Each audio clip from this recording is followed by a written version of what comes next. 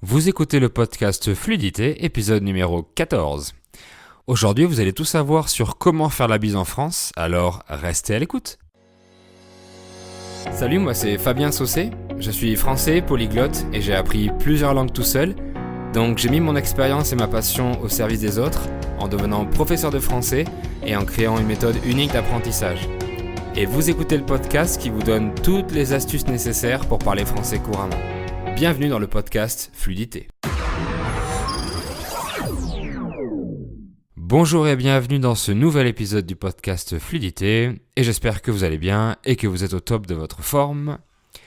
Si vous êtes déjà allé en France ou que vous y habitez, vous avez certainement remarqué que les Français se font beaucoup de bisous pour se saluer. Salut. On appelle ça faire la bise. Et je vais vous l'expliquer aujourd'hui. Les salutations sont très importantes chez nous et c'est dans notre culture de dire bonjour ou bonsoir dans un premier temps avant n'importe quel échange, avant n'importe quelle discussion. Et les Français n'aiment pas vraiment que quelqu'un leur parle si cette personne n'a pas dit bonjour ou bonsoir tout d'abord. En France, on a souvent l'habitude d'établir un contact physique avec la personne en question, mais comment faire en tant qu'étranger pour ne pas se tromper dans ce processus de salutation ? C'est ce qu'on va voir maintenant. Alors tout d'abord, si la relation est professionnelle. Par exemple, vous avez rendez-vous avec le directeur ou la directrice des ressources humaines pour un entretien d'embauche, ou alors vous rencontrez pour la première fois votre patron. Dans ce cas, on va se serrer la main droite, que ce soit homme ou femme. C'est évident que vous n'allez pas faire un bisou dans un cadre professionnel, sauf si vous côtoyez bien la personne, si vous la voyez quotidiennement au travail. Donc des collègues de travail peuvent se faire la bise le matin quand elles arrivent, ou on peut aussi faire la bise à son responsable entre hommes et femmes par exemple. Tout dépend de la relation qu'on a avec la personne, et tout dépend si ce même responsable ne souhaite pas faire la bise. Il faudra alors lui serrer la main et respecter son choix en fait. La bise est donc un signe d'affection envers deux personnes, majoritairement. Donc le geste est plus intime. Du coup, elle se fait dans une relation entre proches, les membres de la famille, les copines, les amis, etc. Normalement, la bise se fait avec une femme, soit deux femmes entre elles, soit un homme et une femme. Mais, et on va le voir maintenant, les hommes aussi se font la bise pour se dire bonjour. Et c'est très commun en France. Et d'ailleurs, c'est assez bizarre pour un étranger qui vient en France de voir deux hommes se faire la bise. Je vous donne un exemple concret. Si vous arrivez à une soirée et qu'il y a des personnes que vous ne connaissez pas, vous allez saluer chacun d'entre eux. Si vous êtes une femme, vous allez donc faire la bise à tout le monde. Si vous êtes un homme, vous ferez la bise aux femmes seulement. Et vous allez serrer la main aux hommes que vous ne connaissez pas. Donc ça prend beaucoup de temps et à chaque fois que quelqu'un arrive, il fait sa tournée de bisous. C'est pour ça que d'ailleurs j'aime bien arriver en premier en soirée pour éviter de faire la bise à tout le monde d'un seul coup. Parce que ça prend beaucoup de temps. S'il y a 20 personnes, salut, ça va? Oui, salut. Et toi? Oui, très bien, ok.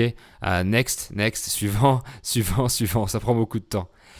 Ensuite, en étant un homme, si je fais la connaissance d'un autre homme dans cette soirée que je ne connaissais pas avant, si on a ri ensemble, si on s'est bien entendu, qu'un contact amical a été établi, je vais prendre la décision de lui faire la bise la prochaine fois qu'on se verra. C'est l'habitude que j'ai et je le fais exprès pour lui montrer que je l'ai apprécié et je vais lui demander « Allez, on se fait la bise ?» Et voilà, généralement, ça fonctionne. Généralement, la personne dit oui si on a eu ce contact amical, il n'y a aucun problème. Et si au contraire, on s'est juste vu dans cette soirée, mais on ne s'est pas du tout parlé, on n'a pas eu de contact amical, je lui serrerai la main la fois suivante, je ne lui ferai pas la bise. D'ailleurs, une fois que je fais la bise à mes amis masculins, si je leur tends la main, ils vont penser que je veux arrêter ou éloigner la relation amicale, et donc ça montre un certain éloignement. Et ça dépend de l'âge évidemment, il y a des adolescents qui se font des checks, comme les Américains, donc ils se tapent dans la main ou sur les poings par exemple. Donc en général, les hommes se font la bise entre eux quand ils sont proches. On fait la bise à tous ses amis masculins et à tous les membres masculins de sa famille, les oncles, les cousins, les grands-pères, le père par exemple. le frère aussi. Donc tous les membres de la famille se font la bise entre hommes et femmes, généralement en famille en France, tout le monde se fait la bise. Alors les latinos connaissent déjà la bise, car elle est beaucoup utilisée en Amérique latine, mais beaucoup moins entre hommes quand même. C'est beaucoup plus quelque chose de français. Mais comment faire la bise, combien de bises, par quel joug commencer Eh bien, ça dépend de la région en France en fait. Dans la majorité des régions, on fait 2 bises et on commence par la joue droite. Salut. Mais ce n'est pas toujours le cas. Un exemple marrant, un ami à moi est parti vivre à 2 heures de voiture de chez moi à Toulouse. Quand il vivait à Bordeaux, on se faisait la bise en commençant par la joue droite. Mais à Toulouse, il commence par la joue gauche. Donc quand on s'est revus après plusieurs mois, il avait pris l'habitude de commencer par la gauche. Et du coup, il a tourné la tête du même côté quand on a voulu se faire la bise. Et on a failli se faire une bise sur la bouche en fait. Donc entre Français de différentes régions, on peut avoir des doutes et des problèmes comme ça.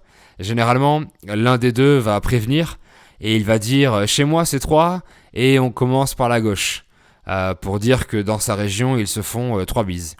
Et ça peut aller jusqu'à 4 par exemple, mais rarement. Il y a même un site internet qui s'appelle combiendebis.com dont je mettrai le lien dans la transcription, qui vous donne une carte de France et qui vous dit combien de bises et par quel jour on commence dans chaque département.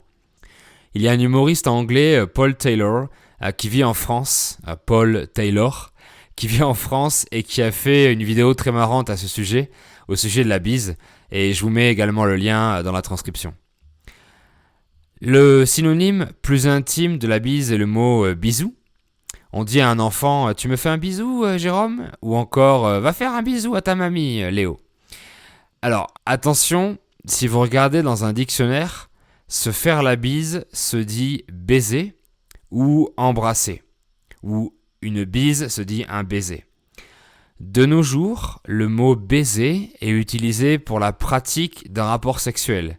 Donc s'il vous plaît, n'utilisez pas ce verbe avec un français, je vous en supplie, sinon il va beaucoup rire ou parfois ça peut provoquer un conflit. Donc n'utilisez pas le verbe baiser, parce que c'est un mot qui est devenu un peu vulgaire et qui est réservé pour la pratique des rapports sexuels. Et embrasser, c'est également un synonyme de se faire la bise, mais même chose de nos jours, le verbe embrasser est plutôt utilisé pour faire un French kiss par exemple. Donc, on dit seulement faire la bise à une personne, je lui fais la bise, tu leur fais la bise, on se fait la bise, etc. N'utilisez pas un autre verbe parce que ça peut faire rire un Français. Voilà, à présent, vous en savez plus sur cette tradition culturelle de la bise française. Bon, évidemment, en ce moment, la bise n'est pas conseillée avec la pandémie, mais quand elle sera finie, la bise va revenir en force, évidemment. Voilà, vous êtes libre de mettre un commentaire sur mon site, en bas de la transcription, et vous pourrez avoir la transcription écrite de l'épisode, ce qui est très pratique si vous êtes débutant, ou si vous voulez réécouter l'épisode une deuxième fois, en lisant le texte et en cherchant les mots que vous connaissez pas, par exemple. Et n'oubliez pas que si vous voulez écouter du français, je vous propose toujours un guide gratuit de contenu et d'outils de plus de 80 pages avec les séries, les chaînes YouTube, les artistes du moment et toutes les explications et les liens cliquables directement dans le PDF.